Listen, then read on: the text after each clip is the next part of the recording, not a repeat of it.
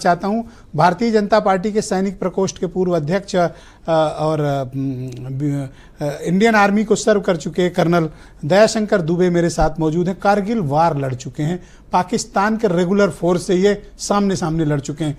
Colonel Dubey, बहुत स्वागत और धन्यवाद हम सभी का। धन्यवाद सर। जब आपको खबर मिली तो क्या था मन में? आप मुझसे कह रहे थे, कल मेरी डिबेट आपने देखी थी कि खून कब खौलेगा, तो रात में तो खौला भी और ऐसा खौला कि उधर सब खौल गया। ब्रजेश जी, आज का दिन बहुत ही बड़े गौरव का दिन है।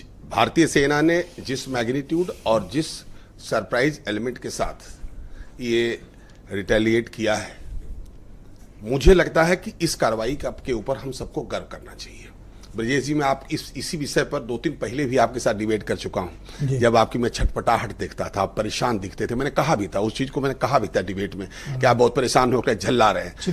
लेकिन आज जिस तरह से आप गदगद हैं, पहले तो आपको ये बताऊं कि आप ही की तरह से पूरे देशवासी आज अपने आप को गर्वान्वित महसूस कर रहे हैं। सर, मैं 2 बजे तड़के से सोया नहीं हूं सर, समझ लो सर। आपको याद होगा, 10 किलो मिठाई का डिब्बा बांट चुका हूं सर। आज आपको बता दूं कि जैसे ही ये घटना घटी, मुझे तो पहले 3 बजे पता लगी ये चीज।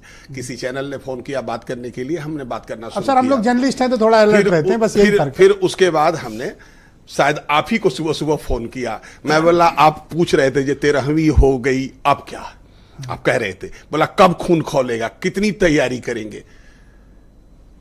आर्मी का जो मैटर होता है या एयरफोर्स का या इवन नेवी का, मैं मिडिल रैंक के ऑफिसर्स होने के नाते जो जमीन पर कार्रवाई होती है उसके बारे में मैं आपको बताऊं, एक एक इंच की चीजों को रिहर्स करके पहले से रखा जाता है। इसीलिए हमारी एनुअल ट्रेनिंग भी होती है और पूरी ट्रुप्स जाकर के प्रैक्टिस करती है, और वो भी ऐसी जगहों में, आपको आश्चर्य नहीं होना चाहिए, जहां पर कि 52 डिग्री तक टेम्परेचर हो जाता है। करणपुर सेक्टर और सर 2016-29 की जो सर्जिकल स्ट्राइक थी, उनके मुकाबले ये कितना बड़ा था? बहुत। ये जो हम लोगों ने की है, ये अब तक के इतिहास में लिमिटेड ऑफेंसिव का सबसे बड़ा ऑपरेशन था। अच्छा। और इतने कम समय में हुआ, उसको आपने देखा।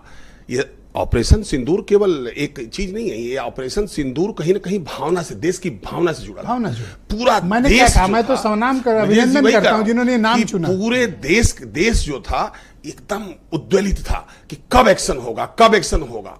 हालांकि कुछ पार्टियों ने भी ऐसा किया, आपने देखा होगा कि एक जहाज के पीछे नींबू मिर्ची लगा दी। सर, लेकिन आज मैं उस पर बात बिल्कुल नहीं करना चाहता हूं। सर, आपको तो अभिनंदन ओवैसी जी का करना चाहिए। जी, वही मैं कह रहा हूं आवाज में कहा, आज जिस तरह से हमारे साथ वीडियो क्लिप निकालो पार्टियां खड़ी हैं, जरा वो वीडियो क्लिप निकालो, पूरा देश खड़ा है, वो मुर्दाबाद बोल रहे हैं, निकालो जरा, आप बोलते रहो सर।